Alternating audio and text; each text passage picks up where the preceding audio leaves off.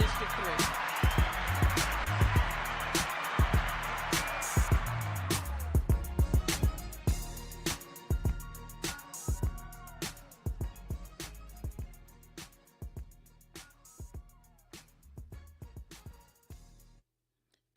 Good evening, everyone. Happy Tuesday. It's the beginning of the summer, and I'm glad you're here rocking with me on the Dynamic Perspective. Yes, it is I, Diva Danielle, in the place to be, where we're going to have conversation, talk about resources, and just give thanks for us being able to have another day here on this evolution of Earth. But before I get started, of course, I got to always give a shout out to our sponsor, Marcus George from Allstate. If you need that insurance, y'all, Allstate is where you want to be. Get with the good hands, people. Shout out to Marcus George for always sponsoring the Dynamic Divas and our own swag media, you guys. So much is going on in the world today. We just celebrated Juneteenth for everyone that had to work. I hope that you took the opportunity just to say thank you for being able to work. And for all those who had the day off, I hope you enjoyed your day.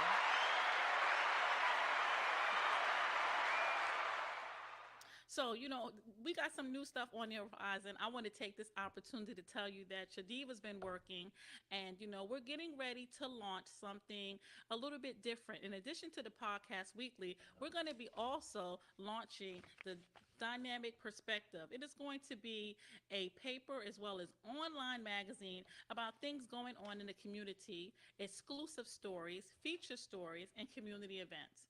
So if you're looking to have your nonprofit notably shouted out, if you're looking to have your storyline included in the magazine, looking to place an ad or even sponsor an edition, please reach out to the Dynamic Divas on our Facebook page by sending a message and or sending us an email to dynamicdivava@gmail.com. This is all about the community, for the community, and by the community.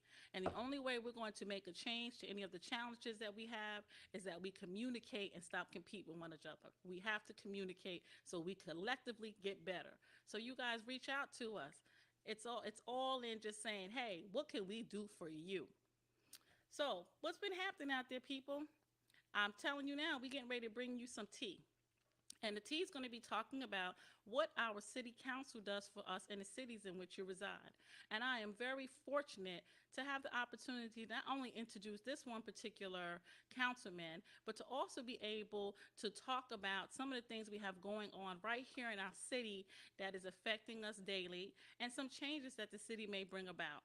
So we'll be introducing our guest, Councilman Michael Berlucci, who's also going to talk to us about Pride Month because we are celebrating Pride Month. We're very happy about that as well too, and all of the community and government affairs associated with the celebration of Pride Month. So you definitely want to stay tuned for that.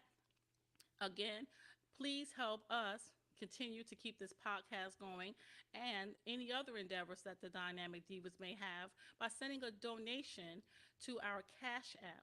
Of course, your donations are tax deductible because we are a 501c3, and you can send your donations to Dynamic Diva VA. Whatever you can send will help someone at a time of the need and to continue for us to provide resources within our communities. So your generosity is truly appreciated. Please send your Cash App donations to Dynamic Diva VA. We appreciate you.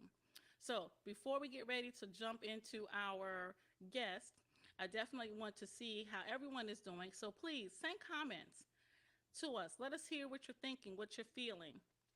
If there's something you want to say, a storyline you want us to cover, a guest that you think would be good for the show. It's all about being able to reach out to our viewers to be able to learn more about the services, entrepreneurs, products, and people that are out here every day making it happen. So big up to those that continuously watch the show, and please continue to support the cause for mental health. We are all experiencing challenges with the day-to-day of just living life and the things that occur within it. But some of us need a little bit more encouragement when we're talking about mental health. And definitely tune into Swag Media, where they're going to be showcasing their play, Life Matters. It's going to be something that you don't want to miss. and it's soon to be coming up very soon. So all this information is going to be promoted throughout the show. We're not going to hold you. We're going to go to a quick commercial break. And then when we come back, we'll have the councilman and some more updates on the dynamic perspective. This portion of Dynamic Perspective is powered by Allstate Virginia. As always, you are in good hands. See Marcus George, a licensed agent. Call him right now for a discount. Save lots of money. Get your quote right now. He will definitely help you out. Call him now, 757-972-6249. Again, 757-972-6249. Allstate, you are in good hands with Marcus George. This is Bow-Legged Lou of Full Force, and I'm supporting a very, very important scenario, and I'm talking about this dramatic, spectacular stage play entitled My Life Matters by Prince Cree, the writer, producer, director, author of this dramatic piece. And it's a very important piece because it deals with suicide, sexual abuse, teen bullying, depression, post-traumatic stress disorder. We got to get ourselves together, we got to get our minds right, and we have to support one another. So I'm talking about Prince Cree's My Life Matters. Your back, you might even get snuffed by the neighborhood. Mr. Snuffleupagus, a troublemaker and a real ghetto scientist, the best dealer of the land.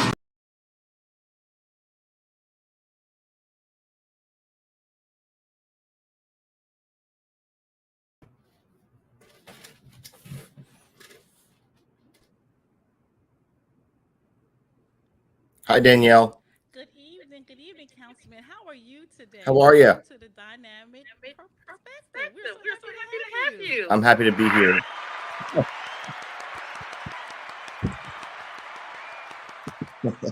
Well, let me first start off by saying happy belated birthday. We Oh, hope that thank you so have a much. That's very fantastic kind. birthday being celebrated. Thank you very much. Thanks so much. Sorry I had a little trouble getting in, but I'm here now. Well, I'm glad that you're here, and we're not going to take too much of your time. So I wanted to kind of really jump in because a lot of individuals really don't understand what a councilman does in their city. So if you could give us a little education on that. Sure. It's a great honor to serve the city of Virginia Beach, my hometown, on our city council. And the council members are a body of 10 members and the mayor who create the strategic policy for the city of Virginia Beach. It's a very important job. It's a local elected position. And the city of Virginia Beach is responsible for the quality of life in our community. So council members work together with city staff and members of the community and just everyone who has a stake in Virginia Beach and our future to develop strategies and policies that will help to unlock the great potential for our city and the people who live here and the people who work here. And in our case, because we have so much tourism, the people who visit here. Exactly. So I'm glad that you kind of opened up that segue because, of course, City Council also has a responsibility of strengthening partnerships with businesses and nonprofits to keep the city very vibrant and very current. So that's very important. So what are the plans for the city, if you can, about expanding skilled training, developing our workforce, and how can community residents help city council in making that happen? Well, developing our workforce and offering opportunities to people who live in Virginia Beach and work there is just vitally important. It's incredibly important to, as I said before, to unlock the potential that exists for our city and within each of us as citizens. And so the city of Virginia Beach has a really good and very vibrant economic development department that can assist with business development and workforce development for everything from business startups all the way through major corporations. But just as you noted, partnerships are key and collaboration is key in business and in life. And so I encourage everyone to consider visiting our economic development small business hub, which is called the Hive in the town center area of Virginia Beach. And so whether you're whatever point you are in your business, they'll be able to connect with you and offer assistance to your business development plan and program. But partnerships are so vital because the city can't connect with every person, every aspect, every corner of our community. We need and rely on organizations like yours, the Dynamic Divas of Virginia, and so many others to help us connect with the people that we can serve most. And so that's one of the reasons the city of Virginia Beach has engaged in supporting nonprofit organizations that exist to uplift the citizens who live here, because we rely on your relationships with them to bring them into the system, to help connect them with the resources they need that the city can provide to help to support whatever project they're doing. And so I think those partnerships are key.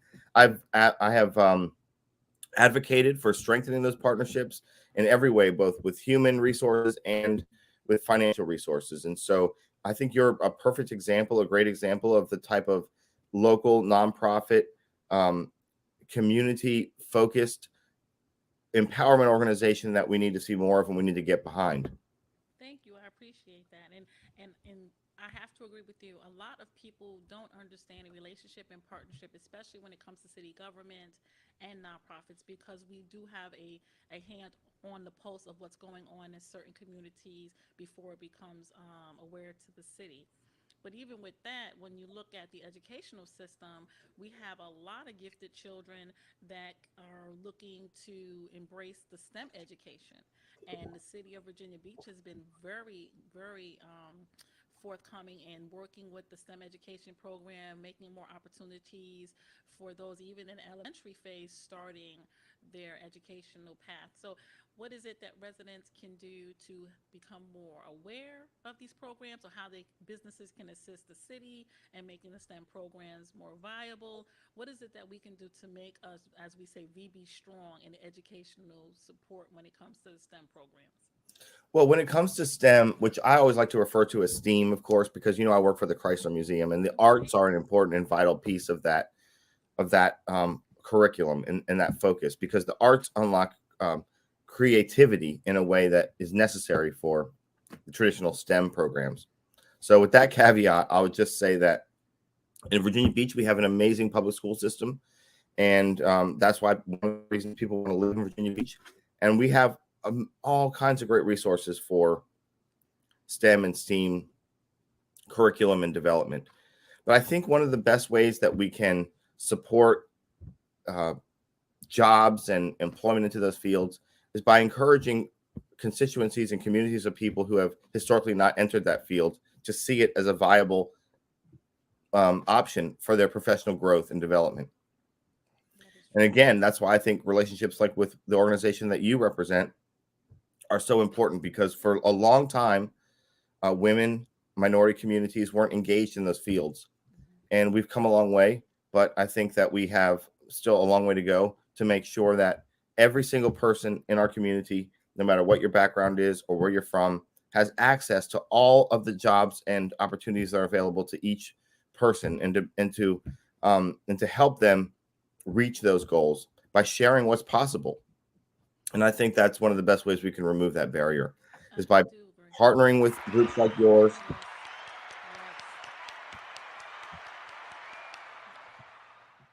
Mm-hmm. I do agree with you, and I think even systemically, because there's a fear of the unknown, we tend to lose out on the benefit of STEM education, especially with the arts, because Virginia has every type of spoken word artist, every type of musician that comes out. We can definitely capitalize on that experience to make STEM something more attractive to our younger ages. So I do definitely agree with you there. And businesses need to be able to combine resources with the public education system to help out, to come and support these particular groups, or even provide scholarships in some part to the STEM education, or even just sit on a city council board and be able to express some ideas or innovative ways that the city can become, again, larger in the STEM market. So yes, so STEM is very important here in Virginia Beach. And for all those that are listening, The doors are wide open. There's no barriers to stop you from moving forward in a STEM program. And it's true, you need to find yourself resources that you can link up with to empower you, to encourage you, and inspire you to move forward in STEM education and research. We need you. We do. And if I could just add one thing to that, one of the things that our city council needs to do and to continue to do is to develop industries and bring in businesses that relate to that work. So, for example, I know you're aware of undersea cables that are coming from Europe and from South America, and there are many other cybersecurity and technology jobs that and industries that we have to continue to retain and to attract in Virginia Beach, because I mean we know that that's where the future is headed in terms of technology and in terms of communication, in terms of cyber, in terms of maybe drone technology. So we have to always be looking about how we can expand opportunities within those fields for our city. And I think we're doing a great job of that, but we definitely have much more work to do. Exactly. And it's, again, it's all about educating yourself, because then it not only makes us more productive, but it also makes us more sustainable. And that's the important goal there, which leads me into my next question. How does the city of Virginia Beach plan on involving civil engagement with nonprofits and resources towards financial stability for those maybe just starting out, those recently released for incarceration, or those coming from a formal education into a vocational field? Where can they go, or how can the city assist them in developing a strong skill set? Well, I think that a lot of the questions that you're asking is around workforce development and to helping to make sure that everyone has opportunities to resources so that we can be our best selves. And one of the best ways that the city can offer this is by again, as we noted earlier, partnering with nonprofit organizations. There's so many wonderful nonprofit organizations in Virginia Beach that offer the types of services and programs that you mentioned. But the city can't do these programs by themselves. They can't do the programs and everything else that they have to do. And they can't reach everyone who needs to receive those services. So one thing the city can do is partner with nonprofit organizations and continue to do that, as we've discussed a couple of times. But I do want to say that we have an amazing, just incredible human services department. And these are the folks who can connect residents with any resource you need. And so I would encourage everyone who's watching or will listen later to go to vbgov.com, look at human services, and find out the contact information there. If you need any type of services in the manner in which you described, they will connect you on an individualized basis with what you need. But in the meantime, whether it's through services they provide in the city or whether it's through a partnership with a nonprofit.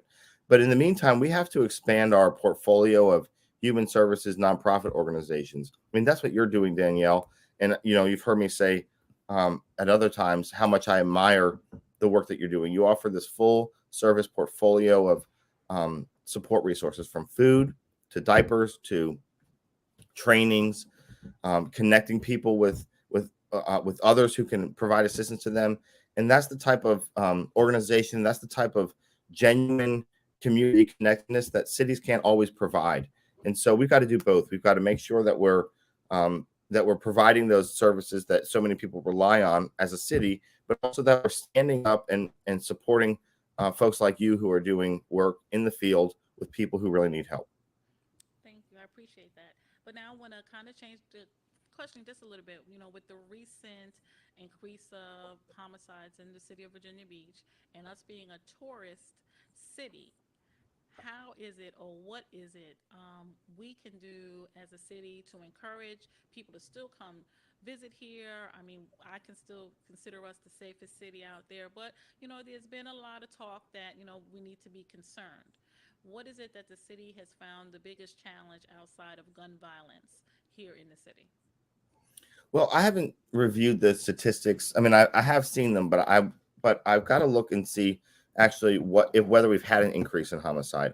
I know that there's a lot of violent acts of violence have received a lot of media attention, And we do have a problem with, and certainly we're all aware of the problems that have occurred at the oceanfront.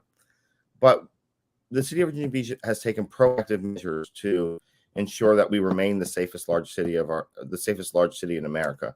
And I really believe that we are, and we've been named that so many times. But we have to continue to adopt and implement new policies and strategies that that use technology to respond to acts of violence and to those types of situations that involve guns. So we have implemented the shot spotter technology at the oceanfront and also in the western part of the city, which can identify when gunshots occur and direct police officers to exactly where those events occurred, which has been very helpful in responding. But I think people should know that Virginia Beach is a safe place. It's a wonderful place, and we need to get to what is the heart of the matter.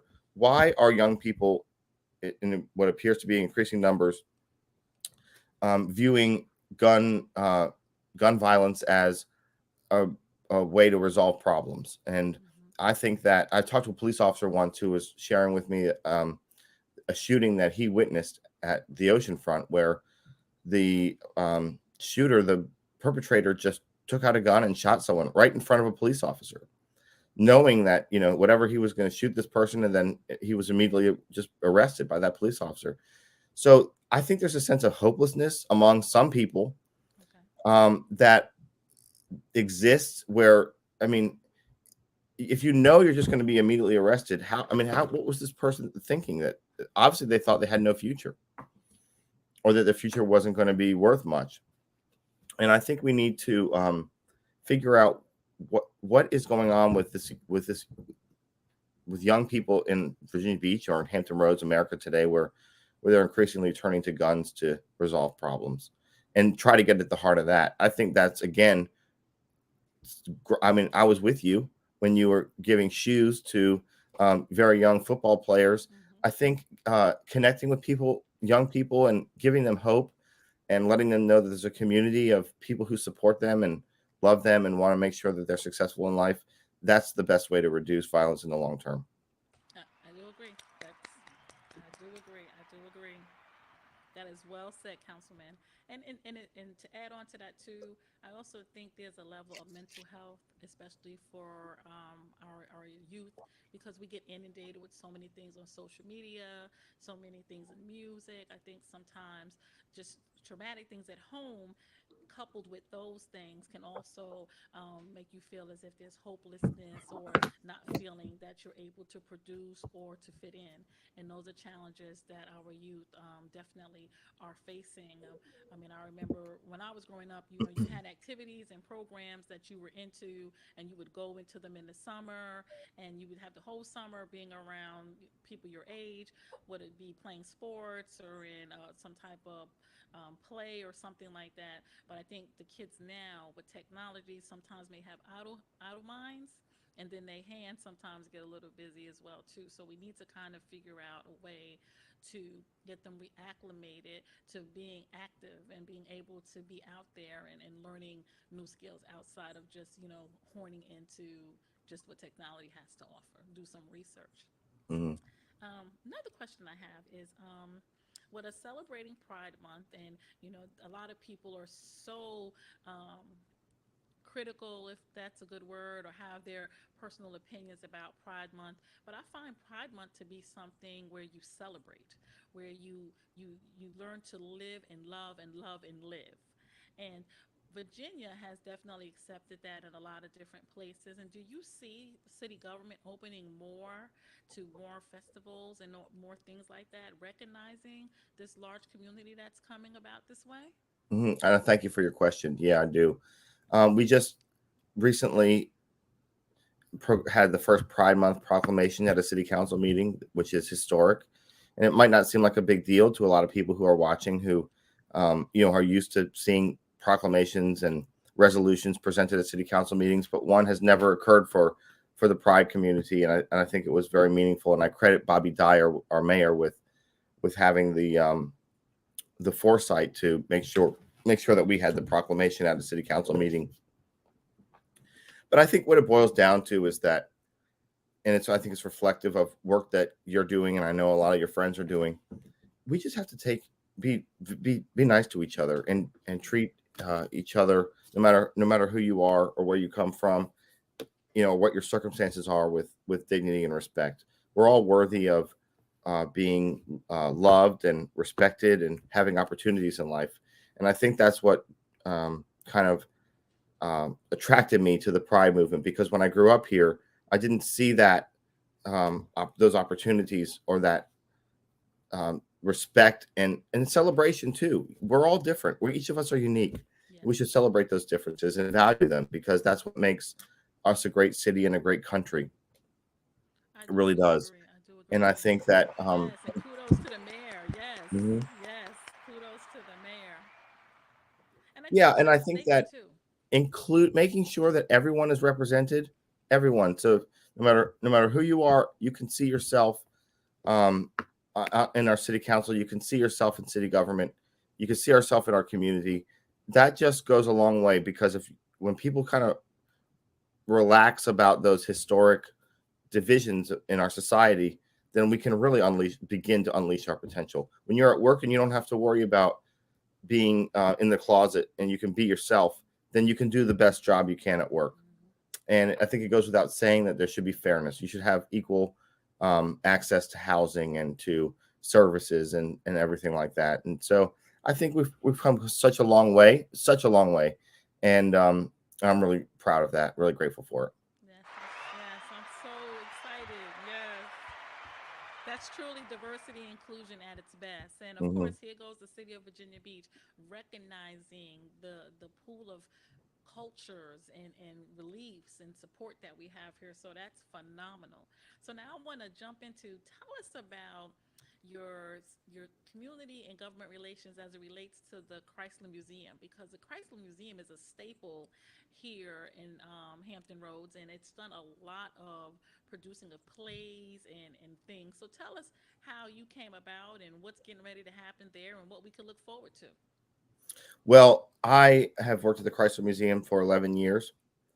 I am now the manager of community and government relations, and the basic focus of my work is about expanding and diversifying museum audiences, so that basically our visitors more fully reflect the community we serve. The Chrysler Museum is an amazing institution in Hampton Roads. We have existed since 1933, beginning as the Norfolk Museum of Arts and Sciences, and then evolving to the Chrysler Museum with this incredible gift of art from Walter Chrysler Jr. And we have objects, encyclopedia collection of objects, from ancient objects all the way through contemporary works of art. It's a collection that any museum in the world would be proud to have, and we have it right here in Hampton Roads. My work there is about helping to represent the museum to external audiences, and to, as I said before, to invite people to come in and enjoy this experience. The museum is free; it's open to all, and it's an educational and cultural resource and a fun place for everyone in our community. So I welcome and hope that everybody will come in and enjoy it with your family and your friends. Well, for people that are listening and watching, if you have not been to the museum, you've missed out. When I first moved to Virginia, that was one of the first things that I did, because I wanted to learn more about the museum. So do not miss this opportunity. There's so much history right here, and it's close by, and it's a good weekend trip. We have a lot going on in the city, so you don't want to miss out on that. So what lies ahead for you in the future in city government? Any plans to, leave councilman and maybe run for mayor? Like Ah, where can we see you in the next that's nice five of you to years? say. I think what I would like to do is it's just very special to have a chance to serve the community where I grew up. But we're all human beings, and I have another job. I work for the Chrysler. So what I would like to do, my hopes for the future, is to be better at the job that I have now. And I'm not giving you a political answer. I'm being honest. This is really the truth. I think I've come a long way. I think that I um, have done some good things, and that could be. I'd love to talk to you about what those things are in a whole other show. We could talk about mental health, and we could talk about the environment, and we could talk about jobs and economic opportunity and supporting safe communities, which we did a little bit. But I really, at the end of the day, I'm getting, this is the most truthful answer I can give. I want to, I would just like to take a moment to honor my former colleague, Lewis Jones, who served on the council for 35 years. And I've really been contemplating public service since his passing on Saturday. Lewis was an effective council member. Lewis was a brilliant man, and he knew how to get something done. He knew how to, there was a debate that occurred on my Facebook post about when I said he was one of our city's greatest leaders. And then someone wrote, he's not a leader just because he's an elected official. But the thing is, Lewis was both. It's true. You're not a leader just because you're elected official, but Lewis was undoubtedly a leader. And so anyway, that's a long way of saying I've just been thinking about his legacy, and I hope that in the future I could become as impactful or as even marginally as impactful or effective as Mr. Jones was. And that's my hope for the future, so that I can do the best job for the people. And yes, if they did not know who he was, very engaging. Like, you were kind of drawn in when he spoke, and he spoke with such command, and he made you feel But that quietly. going to be all right. Yeah. So our condolences to the family here from the dynamic perspective. We truly, truly lost an incredible person. But trust me, his words of wisdom has not fallen too far. We are still all holding on to those words of wisdom. So before we get ready to leave, Michael, is there anything you want to give us as far as an affirmation or encouragement for the city, for things coming up in the summer, for our youth? Take us out. What is it that you want to say? We'll even let you sing if you want to sing. Oh, you don't want that. Trust me, you don't want that. No, what I want to say is we spent some time together, and I think that I just love the energy that you have. I love your commitment to our community, and I just want to encourage everyone who's watching and listening to find a way to get involved to help someone else. Find a way to get involved to help your community, whether it's big or whether it's small. Because I think what you will discover is that you will not only help others, but you'll help yourself in the process. And that has been true for me. It's a great opportunity to serve. I'm grateful for that opportunity. And it all came because I decided at one point to stop focusing on what I needed and start focusing on what I think we need. And in that process, I unlocked potential for myself and opportunities that I never could have imagined existed, including the job I have now. That is so true. Thank you so much, so much, Thank so you. much, so much, so much.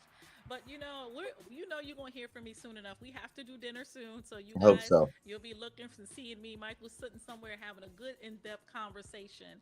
But I definitely want to thank you for being one of the guests here on the Dynamic Perspective. I wanted to definitely bring light to all that you do, and to let people know that our council representative is people that are real life, that understand exactly what people are going through, and we need to share resources and communicate. So thank you so much again, and I'll be talking to you soon. Thank you. So everyone, before I get ready to close out, you just heard some great words from Councilman Michael Berlucci from District 3. No one could have said that better. We must be able to get out here and have partnerships, and we must be able to share resources to not only make ourselves better, but we make the people that we touch better. Again, mental health is a big thing in all our communities. There's somebody that has been affected with some sort of mental health or trauma. And it's very important as humans, we recognize the signs and we be able to find whatever necessary treatment available. Do not let someone lose themselves due to mental illness. Be a support, be an encouragement, be an inspiration. Again, please be on the lookout for the upcoming Dynamic Perspective magazine that'll be coming out soon. If you're looking for more information on how to advertise, to be a storyline, or to be a notable nonprofit, please reach out to the Dynamic Divas on our Facebook page through Instant Messenger, or you may send us an email at dynamicdivava@gmail.com. We can never forget that without you guys, I would not be able to do what I do. So please continue to support financially by sending your donations to Cash App, and that is $Dynamic Diva VA. Also, we want to give a special shout out to Swag Media. Thank you, Swag Media, for entrusting your time and your efforts for the dynamic perspective, because we got a lot more things to do. Coming up next week, oh wow, you're not going to believe it. We're going to be on location. We're going to keep it a secret though until we get there. So until then, everyone, I hope you have a blessed Tuesday. Please make it the Tuesday that you're going to turn up, turn out, and be terrific doing it. Do not let nobody live in your head rent free. And most importantly, you got to love yourself before you can love anybody else. So reach out to the Dynamic Divas. Check us out on our Instagram page, our Facebook page, our LinkedIn page. Well, no, from me to you, we love you. And again, thank you to Marcus George for Allstate, because we're in good hands. Good night, everyone. See you next week. Be blessed. And we don't matter to them. I know it sounds hopeless. Trust, I've got good news. Your life is precious in his eyes, and he will help you get through. Talk to him, You may Sharice. think it's over, but it's not. Life can't seem to get you down. So much depression, and you're feeling suicidal. Know that he can turn your life